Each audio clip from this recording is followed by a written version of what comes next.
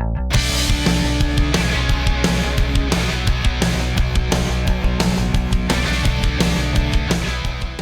right, everybody, welcome to HRHTV. I'm the ugly one, or no, as some people will say, I'm still Gino D.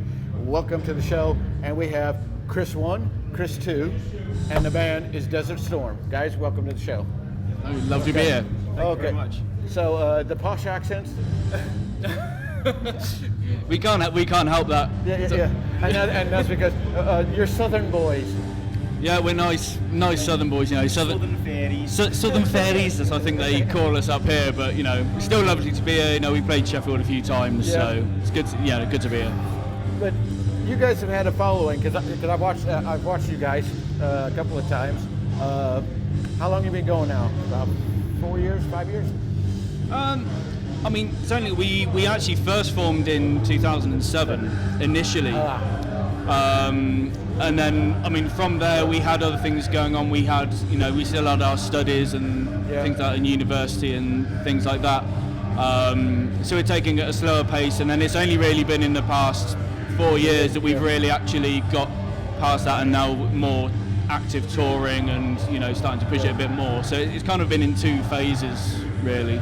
Same lineup, or as it was 4 years ago, or are you? Pretty consistently, yeah. I mean, I'm probably the most recent addition, and that was probably 8.5 years in. So yeah, I think pretty much it's been quite solid as a lineup, because that's one of the things that I've seen about you guys is that because once your unit is there, as you guys are constantly playing, and because you guys don't stop, every time I turn around, you guys are appearing someplace. It has a tendency to knit a tighter bond in the band.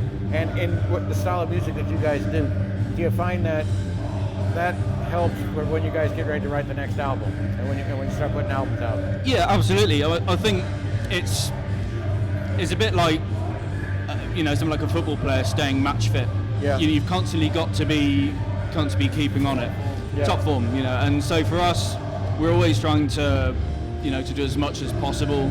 And it does mean, I mean, we've all known each other since our childhood, so we've already got that connection. So as long as you just keep gigging, just keep performing, it does mean that once you hit the studio, you'd already have that. I mean, sometimes you find if you haven't done anything for a few weeks, you can get a little rusty. You do get a little rusty, and you need to sharpen it up again. So how would you guys actually describe your sound within the scene itself? Because it's kind of unique. Eclectic, but it kind of tied together with an incredible riffy heaviness at the same time. We kind of take lots of elements that we all love because we all come from quite different sort of backgrounds in terms of interests of music. However, we sort of bring them together and create something which is more cohesive, and I guess you could say it's very sort of groovy, sort of heavy, sludgy. Got anything to add to that, Chris? No, that pretty much sums it up. He's answered that question a few times. Really? I wouldn't have noticed. So what about the album? What, the current one? Omniscient, I mean, that is pretty much exactly what Chris said. We've got some tracks on it, such as Night Bus Blues, that draw more from the sort of the classic rock blues, like the ZZ Top kind of tradition, and then we got things like Queen Reference, where the tides are the more modern, progressive, heavier styles, and I mean, we've got the acoustic track Home, which is quite a departure. So why did this is the question, because we were looking for bands to do acoustic sets, but just about everybody said no.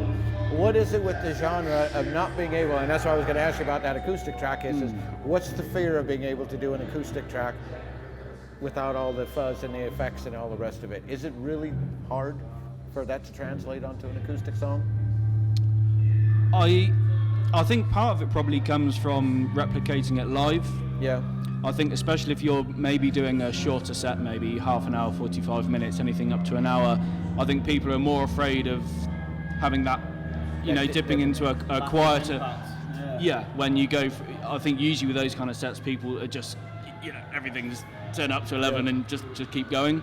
But it's something that I've always enjoyed bands doing, is where they do that mix and different stuff. It's something that's always appealed to me in other bands. Yeah, completely agree. I mean, it's always nice. I love all this sort of MTV Unplugged stuff, you know, Yeah. like Nirvana and Alice in Chains especially. Yeah. It's just lovely to hear like bands who you sort of consider as being such a different sound to then it becomes quite an, I guess, an intimate performance. And I agree. I think it's something that bands should do more because, you know, once you've taken off the hard shell of the sort of the heaviness of a song, you start to sort of tap into the nuances and the kind of the emotion of maybe what the lyricist was sort of trying to get across. Yeah. So you focus more maybe what's said as opposed to the riff. I think it's a good show of a good song as well. Yeah. I think if a song can work as two people with a vocal and an acoustic guitar, and can also work, you know, being blasted out on a stage with a couple of stacks and a huge volume, if it works in both settings, then you've got a great song. I think All I can say is that there's an in-depth insight into Desert Storm that you probably didn't know about.